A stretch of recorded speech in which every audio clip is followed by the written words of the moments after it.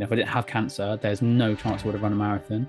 There's no chance I would have slowed to Paris. There's no chance I would have done a 3 peaks. And I was thinking about it today when I was walking to work, and I was thinking, actually, these are things that like somebody might get to do one of them in their lifetime, and it's like really cool. And I've been in an opportunity in a position now where me and Harry have got such like an intrinsic motivation to do it, that we are consistently finding time and finding ways to do these challenges that will be memories for the rest of our life.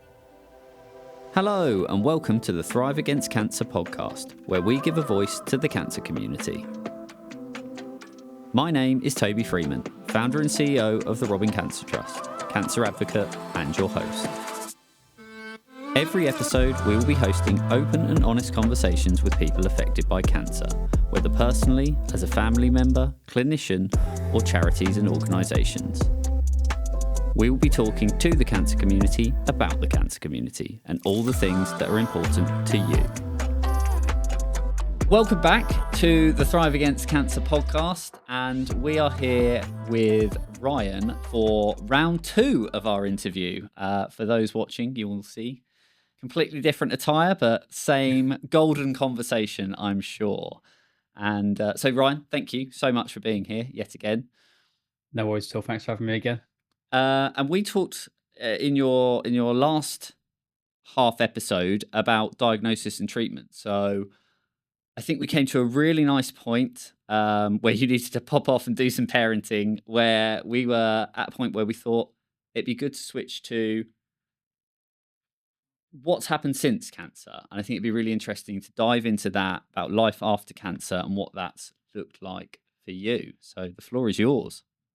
Yeah, definitely. Like you said, I think it's nice to kind of compartmentalize that and put them into two different things, because I think like we go on about it a lot, like how cancer, and I've always said this, cancer doesn't end at discharge. Like it's not the end of it. You don't finish treatment and then that's it, you're done and you can just crack on. Like there's more things you've got to do after that. You've got to deal with it. You've got to find a way through life again, having gone through this. And you are now the cancer person, whether you like it or not. You're the one that had it. And that's how people will, first and foremost, if they knew your journey and they knew of you, that's how they're going to associate with you before they get to know you, is you're that person that had cancer. And it's quite a difficult thing to get through. And I think I didn't really realize the difficulty in that journey until probably 2020, when lockdown kicked in. I'm one of those people that just lives life at 100 miles an hour. And I think that's probably one of the hardest parts about when I went through cancer, because I had to stop. And I say you have to stop. You don't stop because life's hectic when you've got cancer, but you're just in a different realm of life. Like you're still very busy. You've got appointments. So you still kind of got a schedule that you're sticking to. And I never really dealt with it because I just kind of came out of my cancer treatment and just cracked on, got back into it. What can I do? Get back to my life, get back to schoolwork, get back into education, finish my A levels. Although I didn't do too well with them, but go into doing your A levels again and get into life and just try and be as normal as possible. And it wasn't really till actually 2020 that I started looking at life after cancer. And that's when I started my page. And I started talking about things and opening up. That's when I started sharing my story. And I started doing, obviously, the challenges that I do every year. That's all came from 2020. And that's why, when, as horrendous as lockdown was, and as horrendous as COVID was, as bad as it was, I always think that, personally, I try and find like a positive in things when it's tough. And I think that's just how I cope with things. It's not saying you have to go and do that. I'm not putting out as like a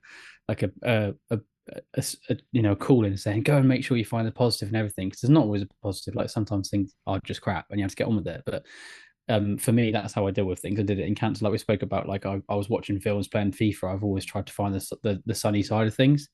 And then lockdown, I think when I look back now, I realized that it gave me one thing, and that was time to start reflecting on what I'd been through, and start looking at how it affected me, because it does. It's a traumatic event, like anything. It has an impact. And I went through it at what was probably some of the key social growth stages in your life. Like it's when I should have been going out and partying and making the mistakes and you messing up as a teenager and then learning from it. And I didn't do that because I was mollycoddled and like protected and bubble wrapped by doctors and medical professionals.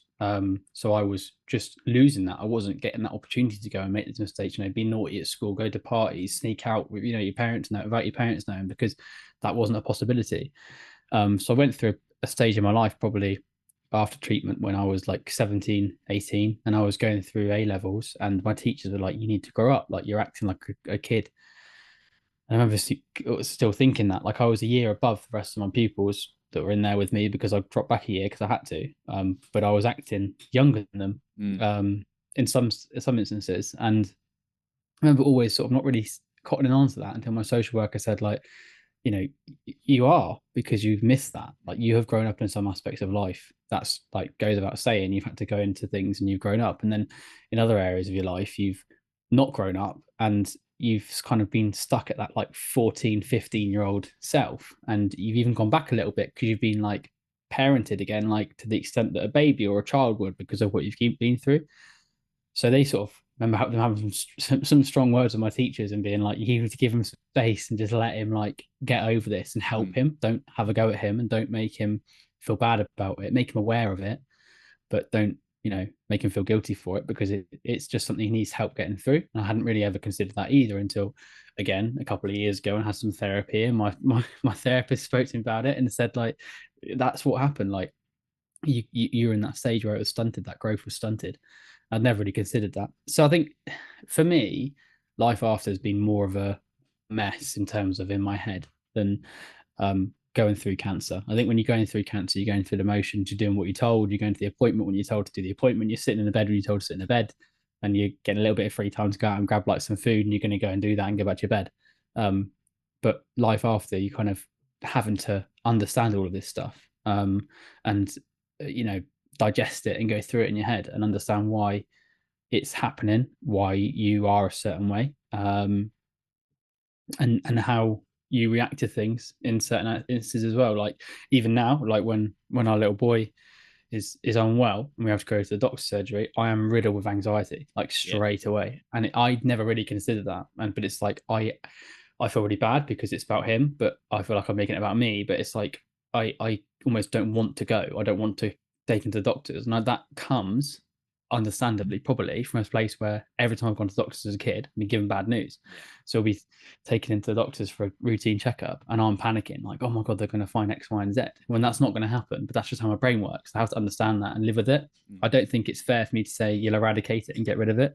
I said this to people all the time on my page. They've messaged me and said, when does scanxiety go? When does the fear of relapse go? And I've just had to be frank and say, I don't actually think it ever goes. You learn to live with it.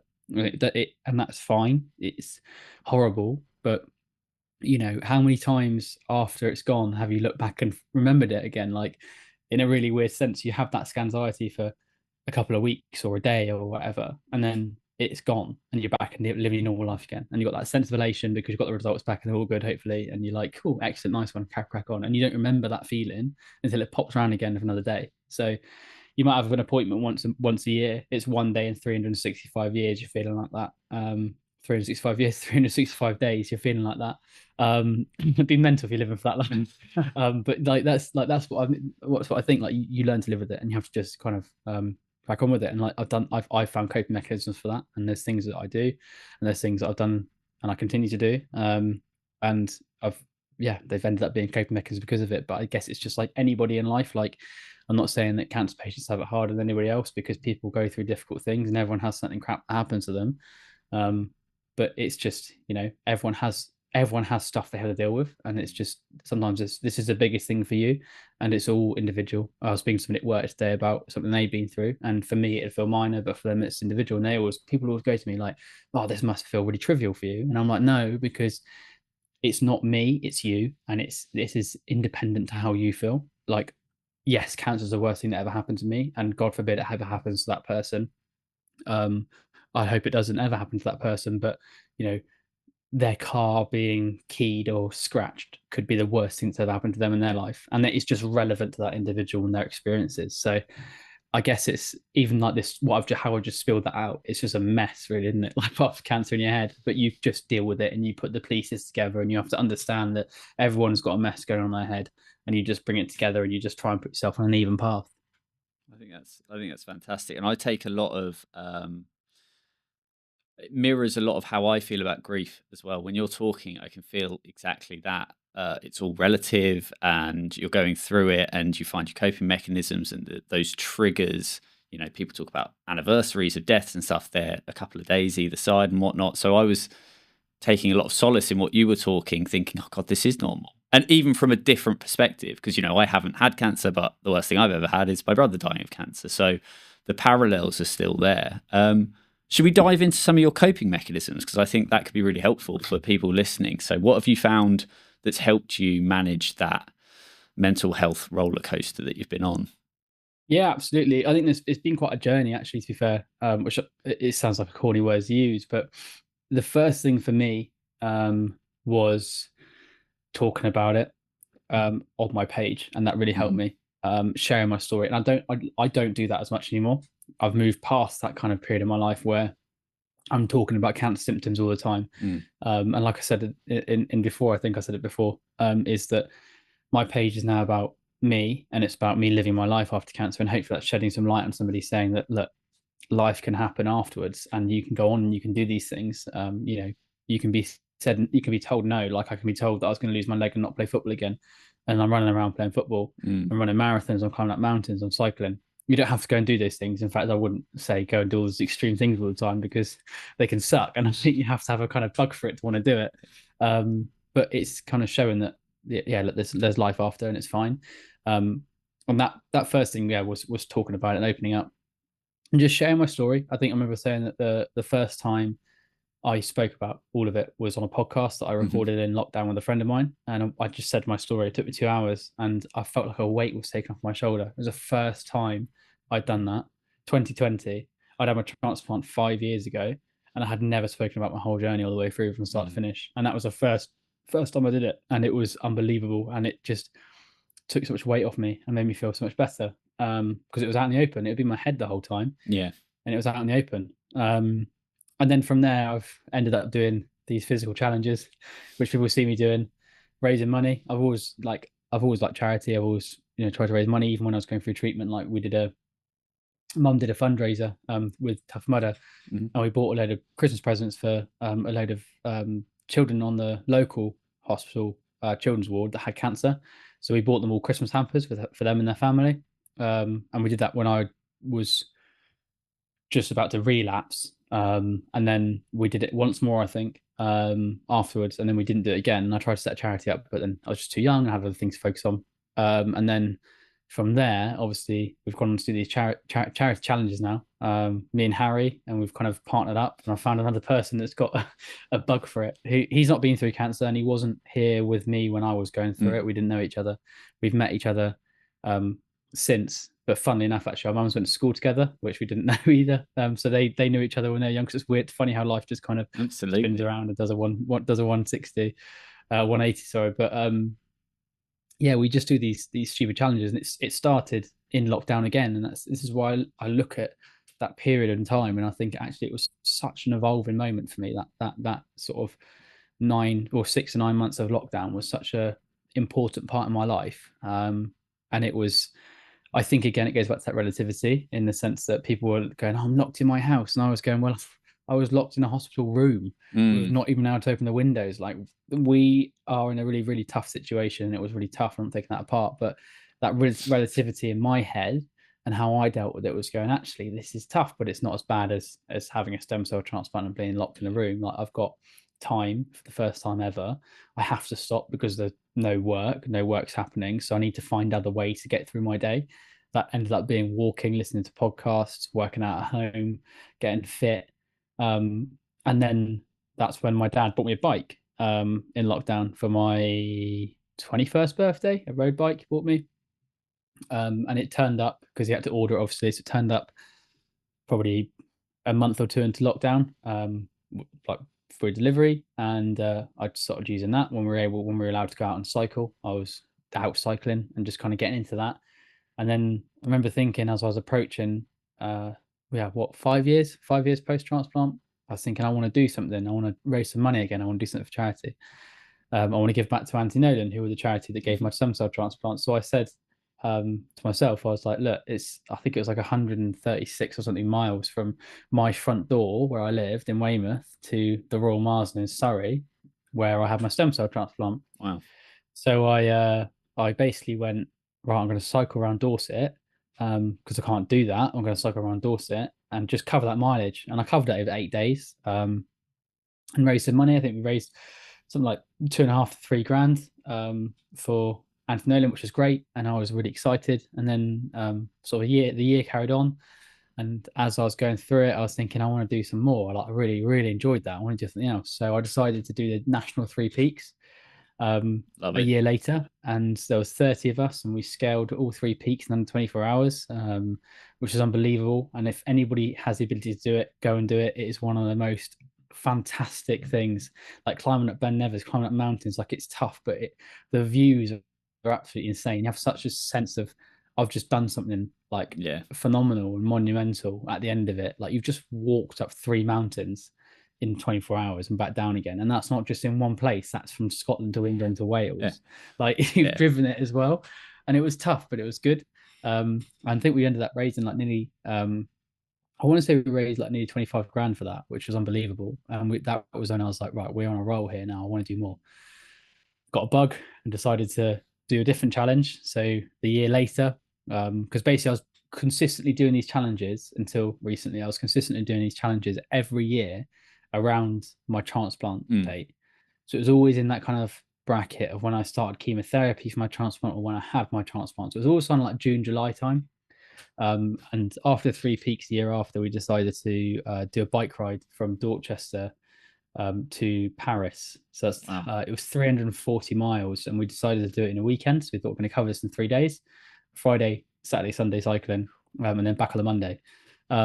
So we set off, from Dorchester, really sunny Dorchester evening on the Friday, covered 24 miles, up to Poole, got the ferry across to, Cherbourg, and then cycled, I think it was 105 miles from, like, we arrived in Cherbourg at two in the afternoon, and then we had to cycle 105 miles. I remember when we were planning it, we were like, this is tight because it's going to get dark. Get dark. Yeah. There was 8 of us, and we got off and we just went for it and we pounded it. And the roads in France, like when we cycled in Normandy, they love cyclists in Normandy. Paris, they're not the biggest fans of you if you're from England and you're cycling. They don't like you, but in Normandy they love it. They're beeping you, and like it's really funny because I think they stick 2 fingers up, as like that's like a cyclist thing. So we're like, or it's middle finger, it's one or the other, but we're cycling down the road. So there's all these French people just like sticking their fingers up. Like, what are you doing? And then we Googled it, and it was like, because that's what they do, it's cyclists. So we're like going past these people swearing at us. Just thinking it was a warm French welcome, for an Englishman. Yeah, and it was, what was going on? But yeah, that was amazing. Like that was one of them. Like I look back at that, and if I could go and do that weekend again, I would, because it was so good.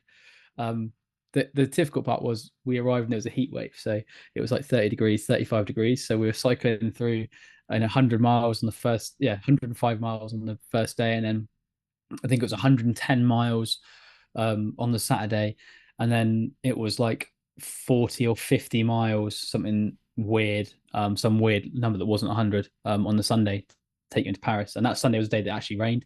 I remember sort of waking up with Harry, who does the challenges with me. He'd had heat stroke, bless him. And we opened the window at 6 in the morning at this hotel, and we've never been happier to see rain. It was like, oh my God, it's raining, thank God. We'd arrived at that same town. We'd arrived at 11 o'clock at night, the night before, and there was no food, nothing open. We had to go to bed. I ate like 4 custard creams, went to bed after cycling 110 miles. Like that was it.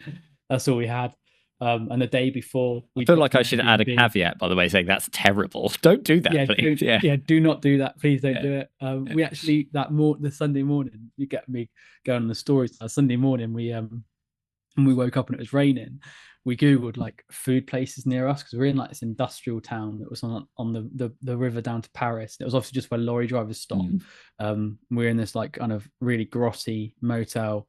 It was horrible. It was like shared showers. It was disgusting. And we sort of woke up and we're like, right, we're gonna have to just get up and just crack on, and just get to Paris, because we've got an Ibis hotel there, so it's a bit nicer, and we can like get ourselves showered and get out some dinner, and then get back on the train tomorrow and get home.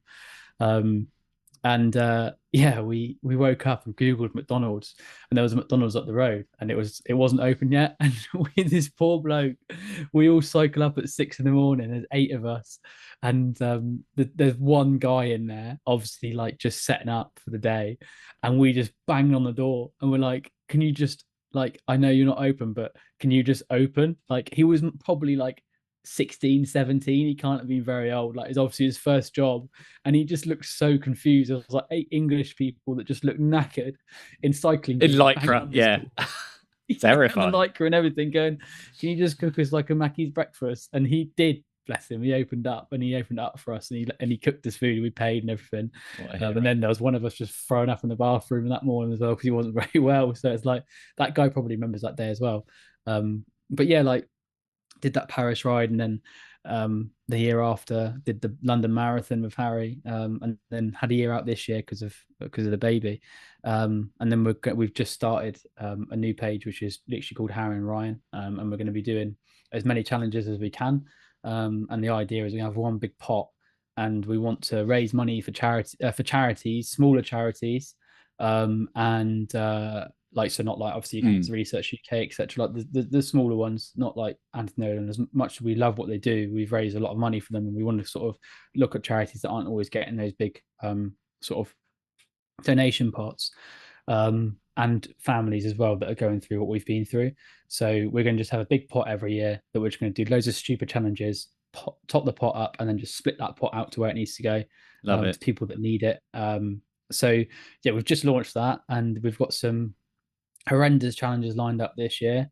This would be the first place I say what we're doing, to be fair, so I'm just going to say it. We're doing a 140-kilometer hike across the Jurassic Coast in March over 3 days. Amazing. And then we're going to do, in June, we're going to do David Goggins 48 challenge, which is you run 4 miles every 4 hours for 48 hours. Yeah. So we're going to do that, and then in August we're going to do something I've always wanted to do, and this goes back to the first challenge that I did. It's 140 miles, obviously, from Weymouth to the Royal Marsden.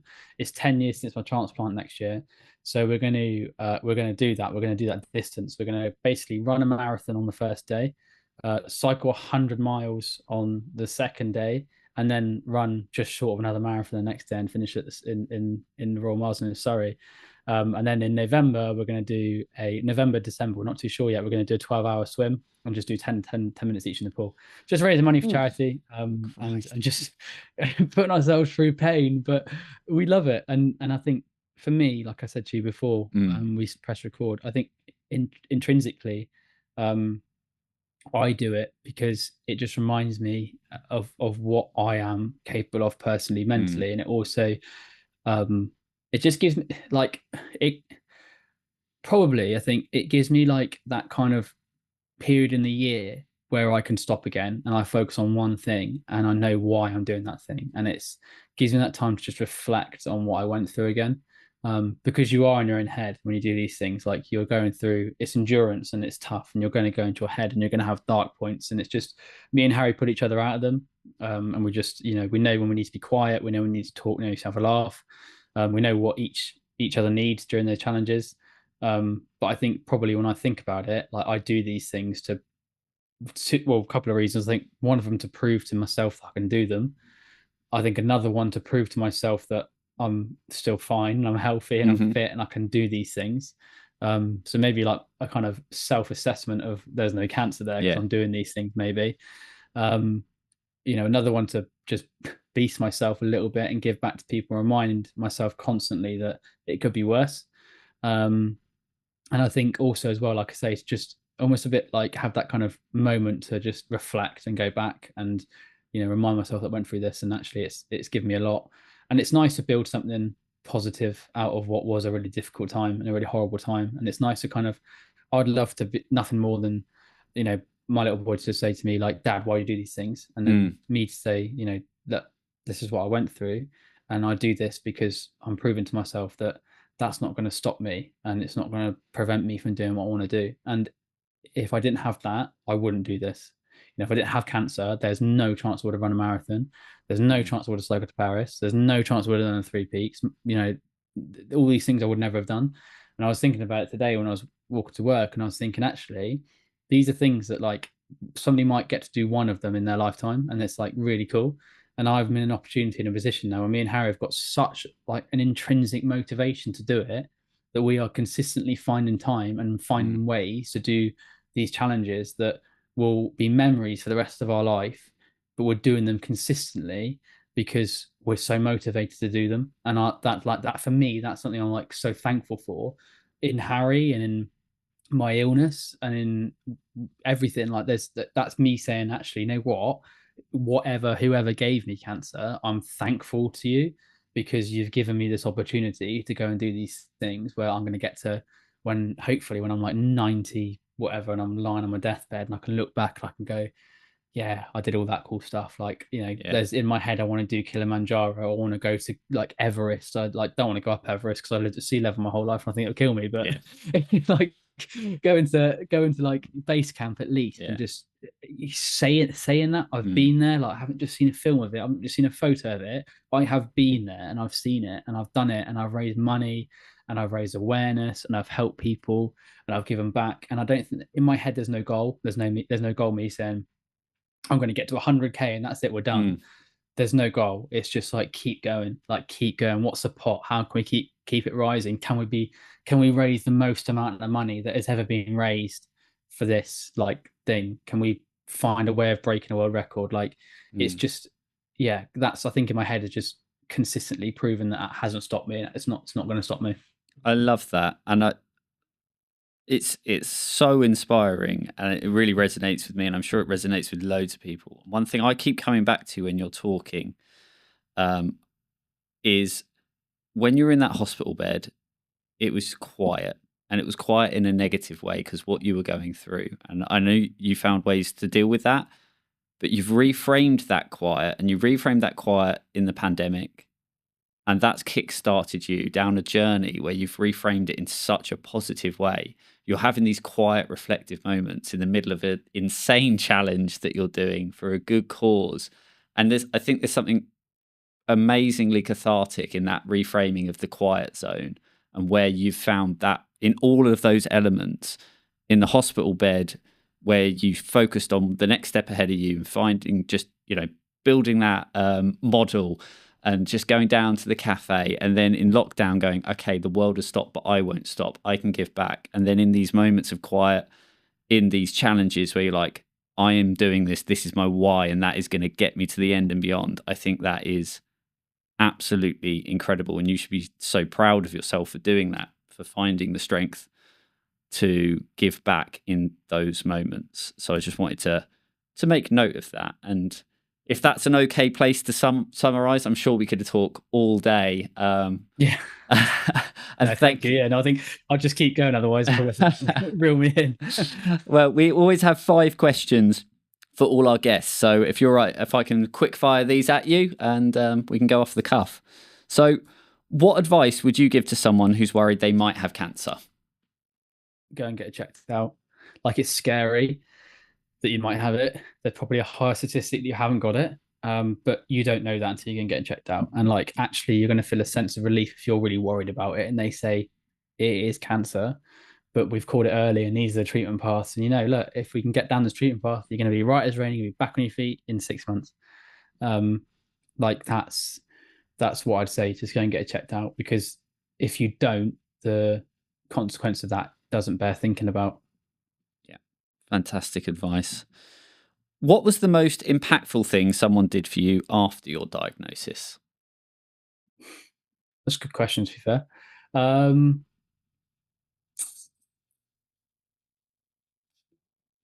most impactful thing.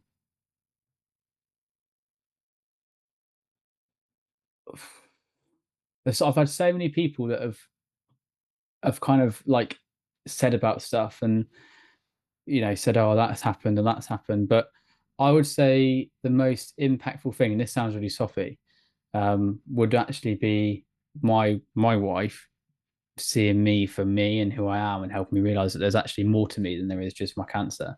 Because I lived it as my personality. And it was like the guy who had cancer, and I kind of just gave into that. And she's helped me really realize that it isn't just that, and there's more to me. And she's seen the good, the bad, and the ugly of me, and she's never really judged it. She's kind of just helped me get over it. And she's told when I'm being an idiot, and she's told me when I'm on the right path, like all good partners do. Absolutely. But yeah, that's probably the most impactful thing. And that's given me the headspace and the bravery as well to get help and open up and do the right thing for me as well. Incredible. Well, shout out to her. She sounds Yeah, absolutely definitely, amazing. absolutely. What's the worst thing someone has said to you about having cancer? The worst thing is when someone talks about themselves when you talk about it and it's an illness that doesn't relate to it, or I think it's weird because cancer's like this little club where you can talk about your cancer and everyone's like, yeah, great, like, and they can chat about their cancer too, and you're like best mates. Like, it's the only thing I could think of relating it to, and this is because I come from a military family, is like when you watch military personnel get together and they don't know each other, but they start bantering about stuff because they know what it's like. And that's what it's like with cancer. Like, you just start bantering each other because you know what it's like and you have a laugh about it, you know where the boundary is, and it's just like you just share this kind of bond.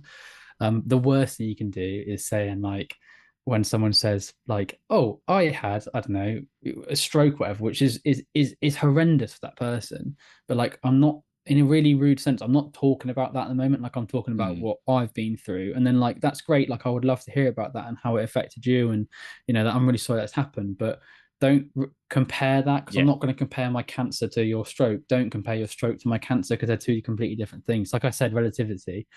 You have to be respectful of relativity as well, and understand that it's that person's thing and not wading on it. Yeah, giving each other the space to have, because you can do the cancer thing, then you can do the stroke thing. That's fine, because that's two respectful Definitely. conversations, isn't it? But you can't. Yeah. Yeah. Don't combine them and compare them. I think it's just, that's wrong. Like, it's difficult for both people, and Yeah. they're not, you're not winning. No one's trying to win. Yes. Yes. It's not a competition anyone wants to Yeah, win, it's is not a it? league table. You Yeah. know what? Brill. What advice would you give to someone recently diagnosed with cancer? Just, I'll give a couple of bits of advice. I say the first thing would be, I'm not going to say, this, don't worry, you'll be fine soon, because I know that's annoying. What I say is, it's going to suck, and you have to just accept that there's going to be times when it's going to suck, and there's going to be times when you feel fine. It's not like the movies. You're not going to feel crap every single day.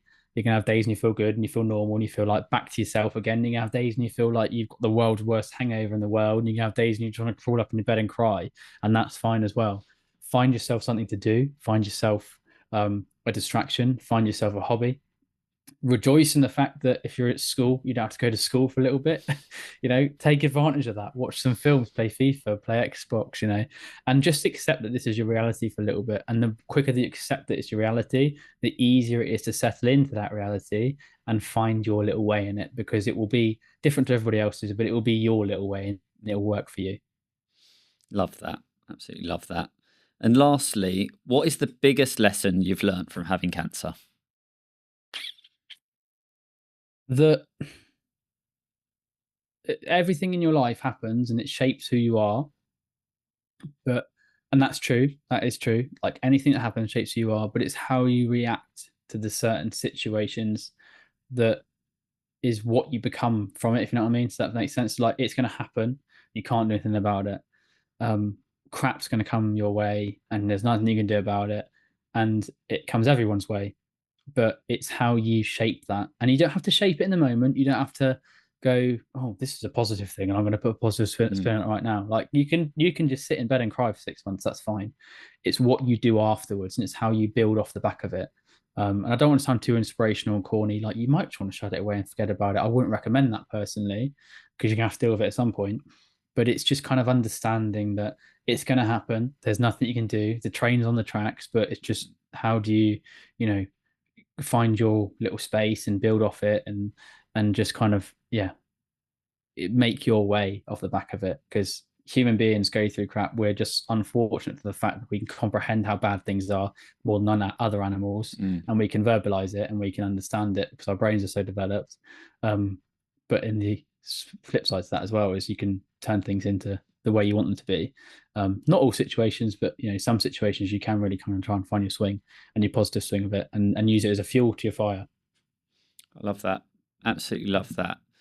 And just to surmise, if I may, something, I wrote a note here from the first version of our interview where you said, and I think this perfectly splits the two parts of what we talked about. You said cancer can take, and we talked about that, what it took away from you and what you had to put on hold and how you dealt with that. And then you said, but it can also give back. And I think this half of what we talked about, you've done an incredible job of talking about what it's given back for you and hopefully how that can help other people. And you've given some amazing advice. And I urge everyone to go and follow you. Do you want to just quickly shout out where everyone can follow you and your challenges? Yeah, definitely. So, firstly, thanks for your kind words on that. I do really appreciate that. So I'm just going to get on now because otherwise I forget what it is. So you can follow me on Instagram. It's just Rian Harvey, which is just spelled Rian, is Irish. So yeah, Rian Harvey _, and then it's just Life After Cancer in my bio. And then you can also follow me and Harry as we're embarking on this little journey of raising money for people and charities. And if you've got any ideas, if you need that help, if you know a charity that needs that help, then give us a shout. We're always open to ideas and people and suggestions. That's just literally called Harry and Rian _. So Harry, HARRY, and then Ryan, RIN, and then _. And that page as well will be sharing all of our challenges, vlogging them, talking to people, sharing stories. If you want to share your story on there, you want us to come around and talk to you and film and share some content about your story, then do. Toby, I'm sure will be wanting to share stories about things that you do as well. So I'll be in touch. I've got some silly things lined up. I'm not going to lie. Yeah. Okay. And aligning on that as well. But no, just follow me, give me a shout if I don't respond straight away, it's because I've got a baby. It takes a lot of time, but I won't ignore you. And I usually respond in the form of voice notes because it's quicker to do that than typing, because babies do like to touch phones and fiddle about with them. So it's just easier to voice note. Agreed.